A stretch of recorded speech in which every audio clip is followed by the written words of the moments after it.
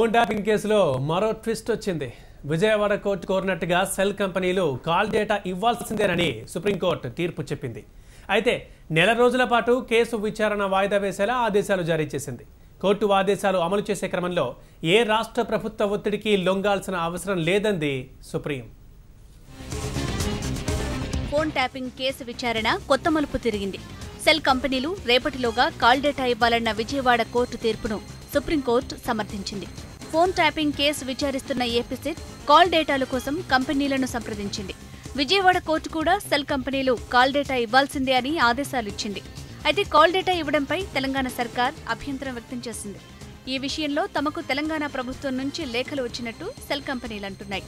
ఓవైపు కోర్టు ఆదేశాలు, సిట్ విచారణ, మరోవైపు తెలంగాణ ప్రభుత్వ లేఖలు. ఈ గందరగోళంలో చివరకు సుప్రీంను ఆశ్రయించాయి మొబైల్ కంపెనీలు.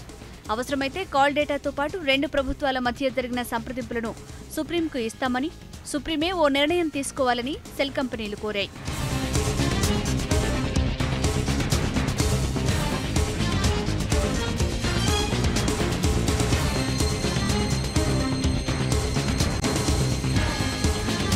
సెల్ కంపెనీల వాదనతో ఏపీ లాయర్లు విభేదించారు. ఏపీ ప్రభుత్వం సర్వీస్ ప్రొవైడర్లను ఇబ్బంది పెట్టలేదన్నారు. విజయవాడ కోర్టు మాత్రమే డేటా అడిగిందని, ప్రభుత్వం కాదని గుర్తు చేశారు. డేటా డిలీట్ అయితే విచారణ సాధ్యపడదు కాబట్టే విజయవాడ కోర్టు ఆదేశాలిచ్చినట్టు లాయర్లు విచారించారు. పైగా మొత్తం వ్యవహారంలో తెలంగాణ ప్రభుత్వం ప్రతివాదిగా లేదని, దీంతో కేసుకు తెలంగాణ సర్కార్కు సంబంధం లేదని ఏపీ వాదించింది.